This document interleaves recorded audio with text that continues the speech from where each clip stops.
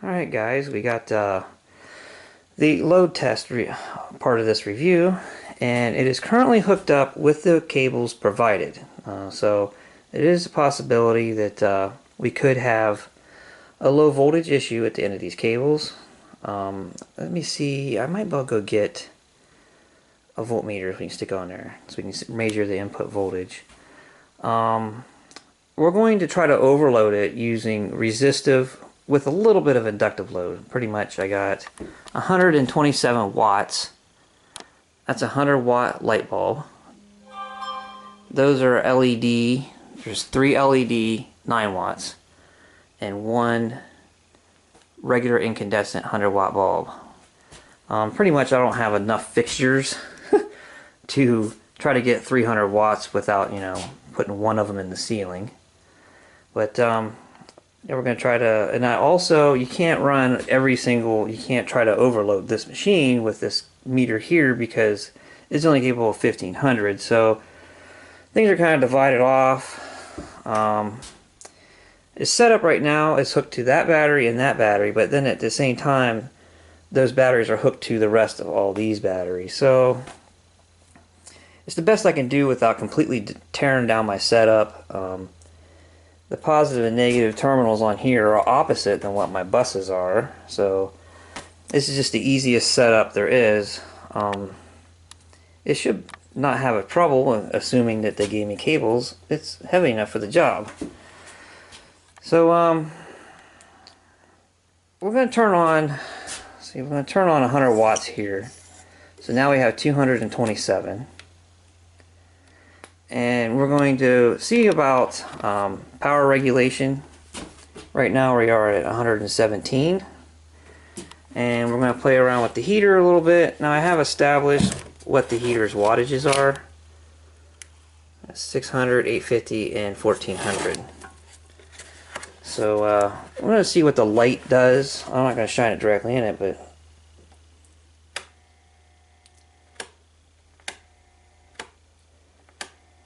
turning on and off the heater right now. Now going from low to medium, there's a little bit of flicker. Let's see what we are at. We're 116 volts. Alright, so right now we got 850 watt plus 227. I'm going to go to 1400.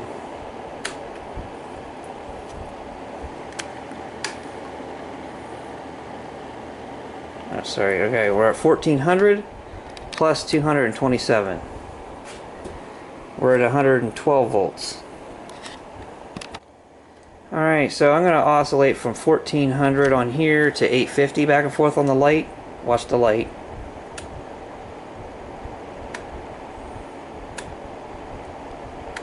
It does appear to dim a little bit. We're at 112 volts. Now this is 1627. Turn on this light, it'll take us up to 1727.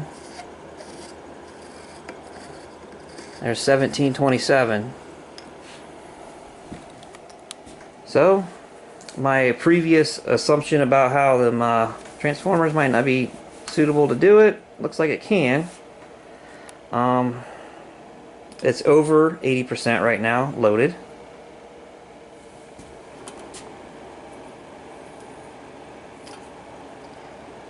So far, its cabling seems to be adequate. I mean, how long are you going to run a load like this? Anyways, like you're going to warm something up in the microwave.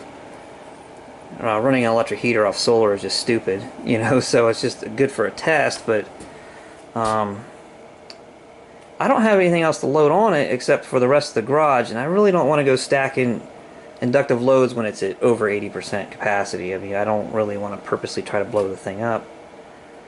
If I had more resistive loads, I would. We're at 110, so we're at 1620 or 1727 right now wattage. Seems to be decent power regulation.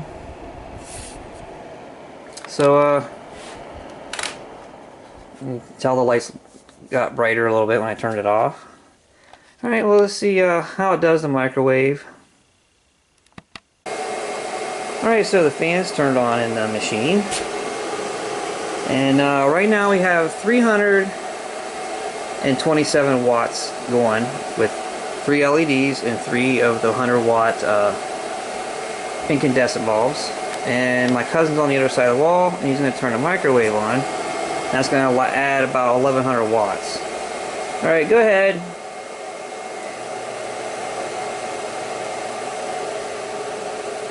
Alright, so we are at 113 volts. I think the batteries, it says right here the battery's at 11.2. And that's just within the unit. You know, it's not the batteries themselves. Batteries are at 12.3. So there is dropping in cabling and things like that. So microwave just turned off. Alright, so next test we'll do is stacking up a whole bunch of LED bulbs. Alright, so the next test, I'm going to go inside at the inverter with the 327 watts that's already going, and my cousin's going to turn on all the lights. Now there is 3 LEDs on this, pretty much 3 on each one. There's 3 on pretty much on each breaker. So we're going to go in and watch it, and as he turns it on, as all those on. Alright, so if this inverter is fidgety, which I've had several different inverters that's fidgety about stacking up those CFLs and LEDs. So we got 327 watts going right now, and my cousin's going to turn them switches on. Okay, go ahead.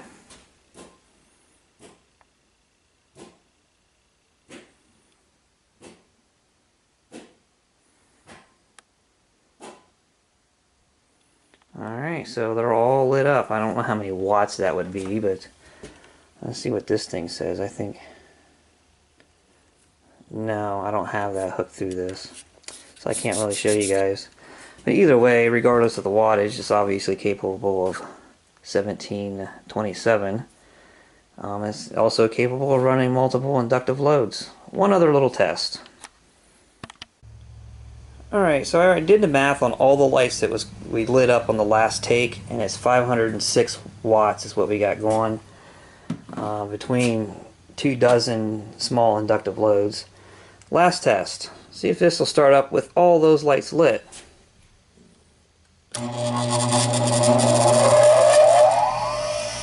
Excellent. Alright guys, I've been doing a little bit more testing with this, and we're in the dark, and I'll get to that in a minute and the reason why we're in the dark. And I'll give you a little bit of a story of what's going on here. Had a party last night right after the take of what you've seen previous in this video. I kind of tortured this thing a bit. I actually ran 3.26 kilowatts off this system. And you know, since we're just on a kludge setup with this inverter being hooked to these 2 batteries, basically it tests the cabling they gave us with the inverter. And now these batteries here was also tied, through this circuit down here to these batteries. One of the things I noticed with it is that for the most part I was running these 2 batteries right here dead. They was at like 11.1, 11.2 last night when I was done. And the rest of the batteries was at 12 volts. So, if I had this inverter right here, down here on the bus, it wouldn't have had any effect. It would have discharged the batteries evenly, but since we had this like tacky setup going here to just, to test it out, it really deep cycled these batteries right here. But one of the things that I'm also doing today with the test is one of the things I've noticed yesterday when I hooked it up, see that little red light flashing? That's measuring an issue, sort of. The inverter's not turning off, but when I hook this up, like the float voltage where the solar, the solar's getting ready to kick off, and go to float mode, this thing here starts flashing like it has a high voltage condition. I still see here my battery or solar is at 13.5, and through all the cabling and these dead batteries, we're at 12.9 on here. There could be some kind of little bit of discrepancy between the two gauges too, or the 2 meters. But anyways, my test right now is I got all 6 panels charging just these 2 batteries, just so I can kind of speed this process up a little bit. All the other batteries right now are currently disconnected, so that way I can hurry up and charge these 2 to get an idea if this thing is going to stay running when the solar goes to float. And how I'll know is there's no load right now on at all other than the inverter running and this kilowatt meter staying lit. Major uses, you know, that I did use, but there's no load right now. We're going to see if this thing shuts down when the solar goes to float. Alright, a little update. We are at 13.3. This is saying 12.9 now. I'm getting a little closer together, I think. But that little red light is starting to flash faster, and it's more solidly lit when it is flashing. So, I mean, my biggest thing with this is I want this to run 24 hours a day.